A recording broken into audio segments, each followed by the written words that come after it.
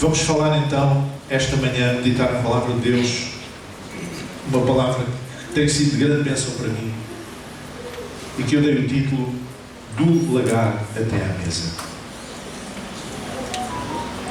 Diz assim Isaías, capítulo 53, versículos 1 a 6: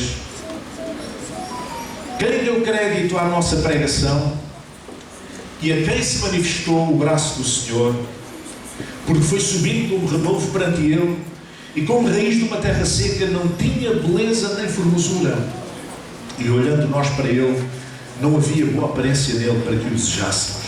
A palavra profética sobre Jesus, o Jesus que havia de surgir na história, do palco da história 700 anos depois. Era desprezado, continua Isaías, era desprezado e o mais rejeitado entre os homens, homem de dores e experimentado nos trabalhos, e como um de quem os homens escondiam o rosto. Jesus foi torturado, a sua cara foi feita num bolo. Era horrível olhar para ele, para o Jesus debaixo da tortura. Como um de quem os homens escondiam o rosto. Era desprezado e não fizemos dele caso algum. Verdadeiramente ele tomou sobre si as nossas enfermidades e as nossas dores levou sobre si, e nós o reputámos por aflito, ferido de Deus e oprimido. Mas ele foi ferido por causa das nossas transgressões e moído por causa das nossas iniquidades. Aleluia. O castigo que nos traz a paz estava sobre ele, e pelas suas pisaduras fomos sarados. Todos nós andávamos desgarrados, como ovelhas, cada um se desviava pelo seu caminho, mas o Senhor fez cair sobre ele a iniquidade de nós todos. E agora em Mateus, capítulo 26, versículos 36 até 38, diz assim: Então chegou Jesus com eles a um lugar chamado Getsemane, e disse aos seus discípulos: Assentai-vos aqui enquanto vou além orar. E levando consigo Pedro e os dois filhos de Zebedeu, começou a entristecer-se e a angustiar-se muito. Então lhes disse: A minha alma está cheia de tristeza até à morte. Ficai aqui e velai comigo. Até aqui a palavra do Senhor. Nós lemos dois textos. Isaías é profecia, Mateus é história. Isaías fala 7 séculos antes daquilo que havia de acontecer, do Jesus torturado, do Jesus da paixão de Cristo, do Jesus crucificado, prestes a ir à cruz. E Mateus fala daquilo que já tinha acontecido. A palavra Getsemane, que significa lagar de azeite. Eu andei à procura de uma imagem que vai surgir ali, para termos uma ideia de como é que eram os lagares de azeite naquela altura, no Médio Oriente. Era uma roda de pedra que era puxada por um animal. Havia muitos modelos, mas este era um deles, à volta, e então a azeitona era colocada ali dentro, naquele recipiente, e era esmagada. Getsemane quer dizer lagar de azeite. Foi ali que Jesus foi moído pelas nossas iniquidades. O sofrimento de Jesus foi esmagado por nós, como as azeitonas eram esmagadas no lagar de azeite. Eu gostava de partilhar com vocês 3 razões porque é que o sofrimento de Cristo aconteceu, características do sofrimento de Cristo no Getsemane. Estou a falar do Getsemane. O primeiro é que a agonia espiritual e física por assumir sobre si os pecados de toda a humanidade. Jesus tomou sobre si os pecados de toda a humanidade.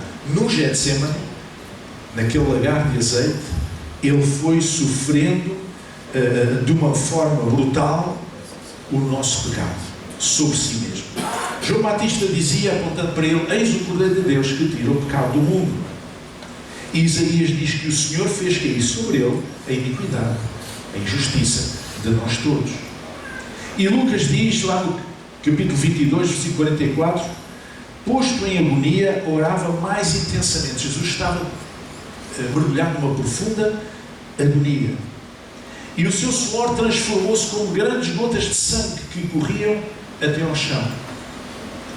Este fenómeno é um fenómeno que as ciências médicas chamam hematidrose, que é quando alguém está debaixo de uma pressão terrível, uma tensão muito grande, uma angústia, um stress muito profundo, pode suar o seu suor vir misturado com sangue.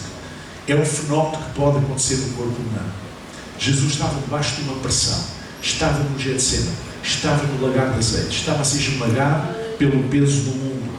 E essa foi uma das razões que explicam o sofrimento de Jesus no Getsemane. Algumas pessoas pensam que o grande sofrimento de Jesus foi no Calvário. Não, o grande sofrimento de Jesus começou no Getsemane. Ele teve tempo para dizer: isto é muito duro para mim, afinal não quero, desisto. Mas ele foi até ao fim. Ele bebeu o cálice até ao fim. Amém? E fez isto porquê? Por amor, por misericórdia. Ele levou sobre si os pecados do mundo. E isso teve a sua agonia foi uma agonia sobretudo espiritual, depois também com reflexo físico, naturalmente, como já vimos, a ponto de ele suar gotas de sangue. Mas era um sofrimento sobretudo espiritual, porque ele levou sobre si os pecados de toda a humanidade, tanto daquela que existia naquela altura, como a que havia de vir. Era um peso demasiado. Vocês viram aquela roda de pedra pesadíssima, horrível, que esmagaria qualquer coisa que se pusesse por baixo. Jesus foi isso que aconteceu com ele. Então, isso explica o sofrimento de Cristo. Nós às vezes não valorizamos tanto, porque não pensamos tanto naquilo que aconteceu. Mas o grande sofrimento começou justamente no Getsemane. A segunda razão, porque o sofrimento de Cristo no Getsemane foi tão profundo, foi devido à ausência ou afastamento do Pai. E indo um pouco mais para diante, postou-se sobre o seu rosto, orando e dizendo: meu Pai, se é possível, passa-me este cálice. Todavia, não seja como eu quero, mas como tu queres. E depois diz mais adiante, no versículo 39, depois diz no 42, um pouco mais à frente: indo segunda vez, orou dizendo: Pai meu, se este cálice não pode passar de mim sem eu beber, faça-se a tua vontade. No primeiro momento, Jesus pediu ao Pai: se é possível, passa-me este cálice. Este cálice é demasiado amargo para eu beber. Está a ser demasiado difícil. Eu estou a ser... Eu não sei se eu aguento. Mas num segundo momento, ele entendeu que não havia outra forma. E ele disse: se este cálice não pode passar de mim sem eu beber, faça-se a tua vontade. O afastamento do Pai. O afastamento do Jesus homem. Quando eu estava a pensar nisto, veio-me à mente a história do filho pródigo. Reparem que o filho pródigo, quando se afastou da casa do pai, foi para longe, ele mergulhou na miséria humana mais profunda. Ele foi tomar conta de animais, porcos considerados imundos pelo judaísmo. Ele alimentava-se depois de estourar o dinheiro da sua parte da herança e de perder os amigos da onça, não é? Não digo os amigos de Peniche, porque as pessoas de Peniche não têm culpa nenhuma. Então ficou entregue a si próprio. E ele desceu ao mais fundo que ele podia descer. Tratar porcos, uma coisa considerada horrível, abominável pela lei de Moisés. Comer a comida dos porcos, como se fosse um porco também. Ele desceu à maior degradação humana que é possível. Andrajoso, porco, sujo. Mas há uma coisa: ele nunca deixou de ser filho de quem era. Amém? Ele nunca deixou de ser filho daquele pai, daquela família. Tanto que quando ele decidiu voltar a casa, o pai estava lá de braços abertos e restaurou à sua posição. Ele nunca deixou de ser filho. Ora, Jesus no Getsemane também nunca deixou de ser aquilo que era. Como verdadeiramente filho do homem. Não deixou de ser filho de Deus, mas agora ele estava ali na sua condição de homem, profundamente vulnerável na sua condição humana e em sofrimento profundo. Não por causa dos seus atos, ao contrário do filho pródigo, mas por causa da sua atitude sacrificial de suportar sobre si, ele que não tinha pecado, os pecados do mundo, de todo o mundo. A ausência, o afastamento do Pai era uma dor muito grande para Jesus. Senhor, se é possível, passa-me este cálice, Pai. Pai, se não for possível passar neste cálice, olha, faça-se a tua vontade. Ele submeteu-se àquela condição. Ele sabia que o sacrifício não era fácil. Ele sabia que a obra que ele tinha de levar até ao fim não era fácil. Mas ele sujeitou-se por amor de nós. E por causa disso, o seu sofrimento foi aumentado. Não apenas por causa do peso dos pecados do mundo, mas também por causa do afastamento do Pai, que ele experimentou no Getsemane. A terceira razão porque o sofrimento de Cristo foi tão terrível no Getsemane foi por causa do afastamento e o adormecimento dos seus amigos, dos seus companheiros, dos seus discípulos. Voltando para os seus discípulos, achou-os adormecidos e disse a Pedro: então, nem uma hora pudeste falar comigo? Vigiai e orai para que não entreis em tentação. Na verdade, o espírito está pronto, mas a carne é fraca. E voltando, achou-os outra vez adormecidos. Isto aconteceu outra vez.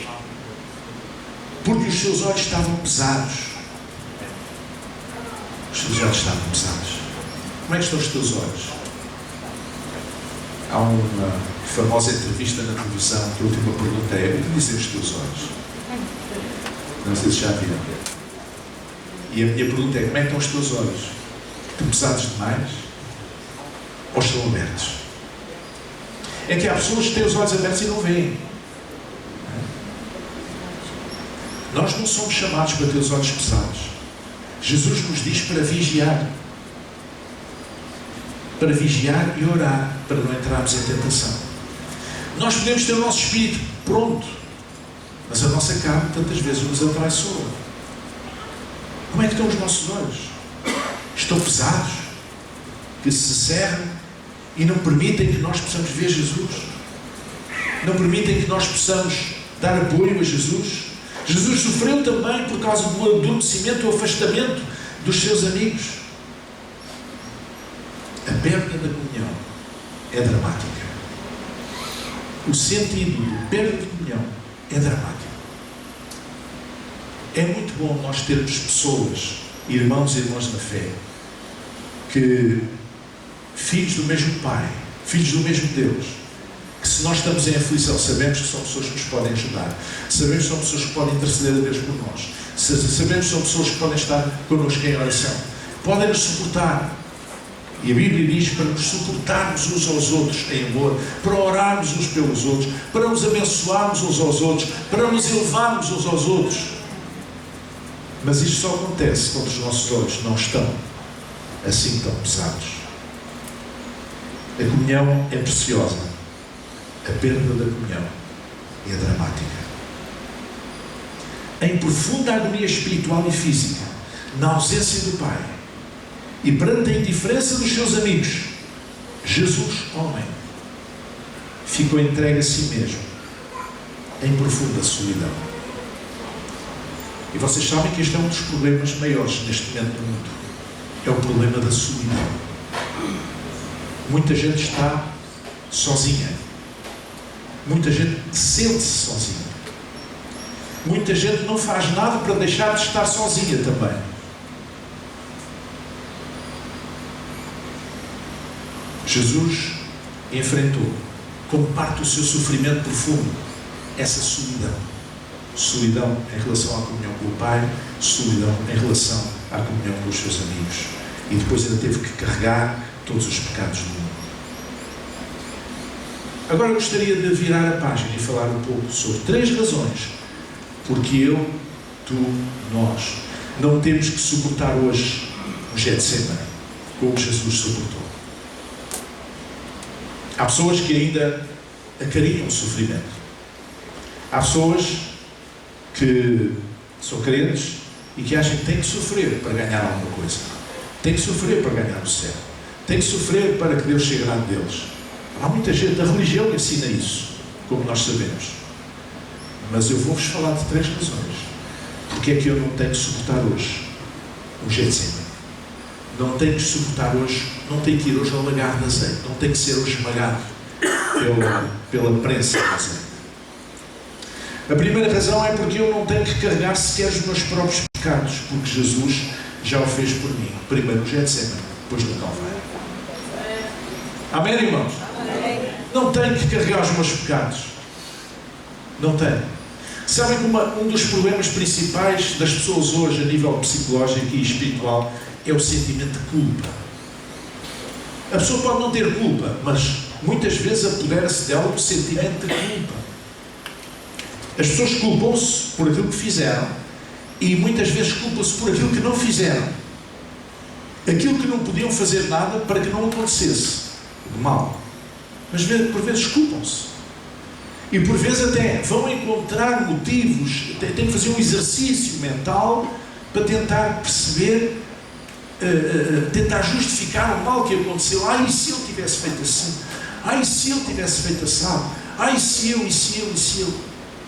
E ficam emaranhados nesta teia de pensamentos por causa do sentimento de culpa, que é um peso que carrega sobre os seus ombros. Não, eu não tenho que carregar mais o peso dos meus pecados, porque Jesus já o carregou por mim. Diz lá em 2 Coríntios, Jesus, morreu por todos, para que os que vivem não vivam mais para si, mas para aquele que por eles morreu e ressuscitou. Eu não tenho que carregar mais pesos, eu tenho que viver para Jesus. Ele já levou o peso da minha culpa, Ele leva o peso dos meus pecados. Quando eu falho, eu sei que Ele é o meu advogado perante o Pai, intercede por mim. Amém? E por isso eu não tenho que carregar peso nenhum. Eu tenho apenas que me arrepender, naturalmente, se eu falhei, mas ao mesmo tempo viver para Jesus. Então eu não tenho que passar pelo Getsemane.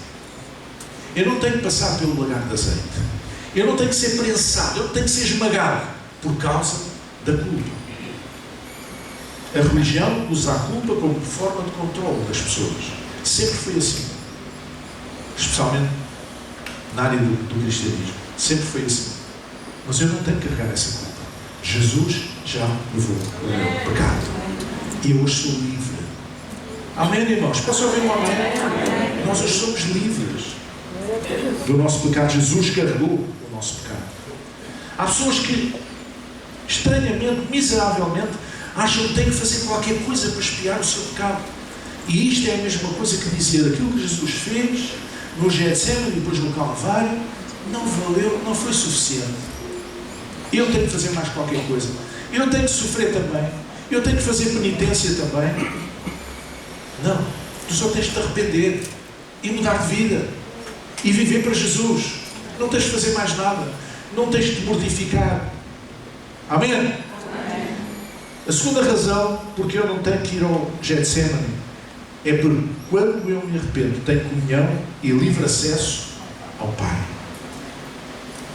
Ele não está afastado de mim, pois fomos reconciliados em Cristo. Realmente o nosso pecado afastou-nos de Deus, mas Jesus reconciliou-nos com o Pai. Diz lá na carta aos Coríntios, segunda carta aos Coríntios, capítulo 5, assim que se alguém está em Cristo, nova criatura é, e as coisas velhas já passaram, e eis que tudo se fez novo. O que é que se fez novo? Não ouvi. O que é que se fez novo? Tudo se fez novo. E tudo isto provém de Deus, que nos reconciliou consigo mesmo por Jesus Cristo e nos deu o ministério da reconciliação. Amém? O ministério da igreja é o ministério da reconciliação. Eu ontem fiquei emocionado quando vi uma espécie de estádio em Israel, em que as pessoas, 40 organizações a favor da paz, diziam: nós somos a favor de viver em paz com os palestinianos. Nós queremos o fim da guerra. Nós queremos paz. Nós achamos que é possível a paz. Amém? É que parece que com aquilo que está à nossa volta a acontecer, parece que não é possível a paz. É impossível. Não é possível. É possível. Jesus é o príncipe da paz. É possível. Para Deus não há impossíveis. Todas as guerras que aconteceram no mundo tiveram um final. Muitas terminaram com um acordo de paz, um tratado de paz, em que eles decidiram: vamos parar com isto. Houve uma guerra na Europa durante 30 anos, até que eles encontraram-se e decidiram, pronto, vamos acabar com isto. Vamos acabar com isto. A guerra é a loucura mais louca dos homens. É a atividade mais idiota ao cimo da terra. Porque ninguém ganha com uma guerra. Todos perdem. Todos. Em termos materiais, em termos de vidas. Não apenas aqueles que morrem, mas os que ficam estropiados, ficam doentes, ficam doentes mentalmente para o resto da vida. Os países são destruídos. Ninguém ganha com uma guerra. Isto é uma coisa diabólica. E hoje, no ano de 2024, ainda há pessoas que não entendem que a guerra não é um caminho para resolver os problemas entre as pessoas. Jesus é o príncipe da paz. Nós somos filhos da paz. Amém? A igreja recebeu o ministério da reconciliação. Reconciliai-vos já com Deus. O nosso ministério não é o ministério da acusação. O nosso ministério não é o ministério da guerra. O nosso ministério é o ministério da reconciliação. Amém, irmãos? A terceira razão, porque eu não tenho que passar pelo Getsemane. Nós não temos que passar pelo Getsemane como Jesus passou. É que, além de eu ter acesso ao Pai, pela reconciliação através de Jesus Cristo, tenho hoje, portanto, não estou afastado do Pai, como Jesus esteve no Getsemane, naquele momento, é porque os meus amigos, isto é, a igreja, estão sempre comigo.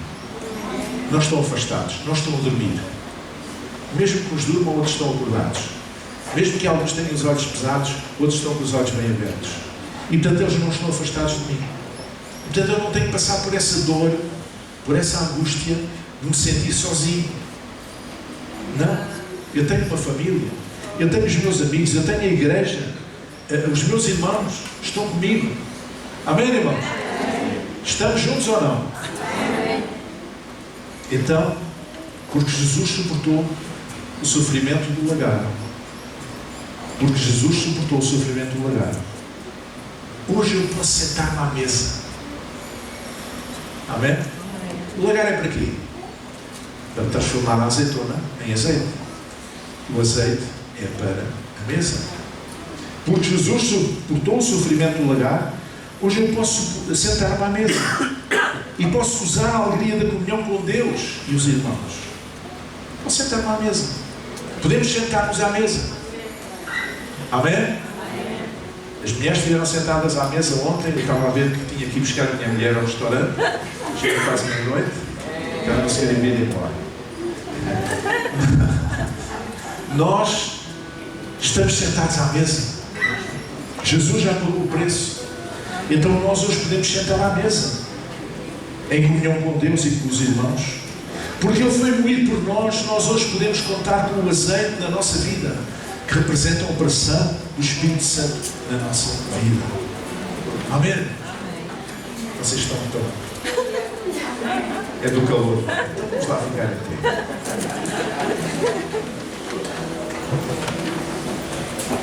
Os irmãos estão com calor, mas prestaram atenção com certeza àquilo que eu disse. As 3 razões porque Jesus sofreu da maneira como sofreu no Getsemane. Amém?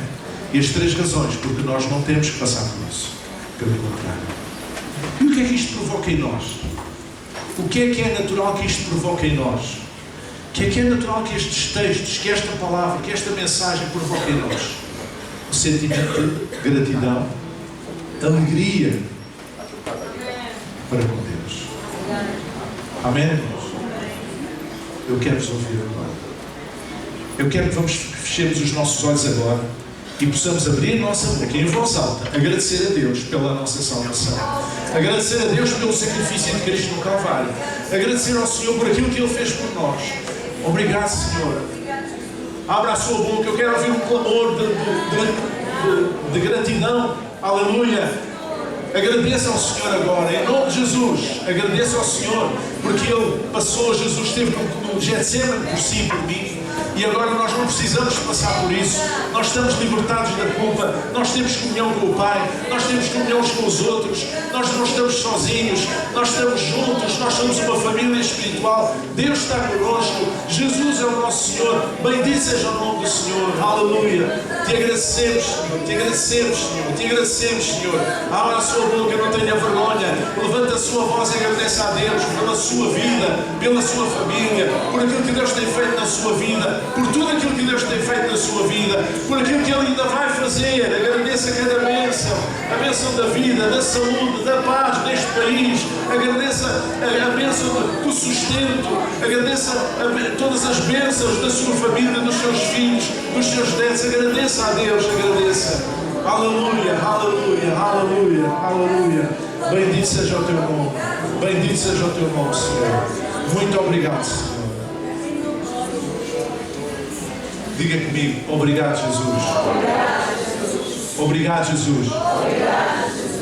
Pelo teu sacrifício, pelo Getsemane, pelo Calvário, pela ressurreição, pela vitória que nós podemos ter em Ti. Queremos viver para Ti a cada dia. Obrigado, Jesus. Vamos aplaudir o Senhor. Aleluia.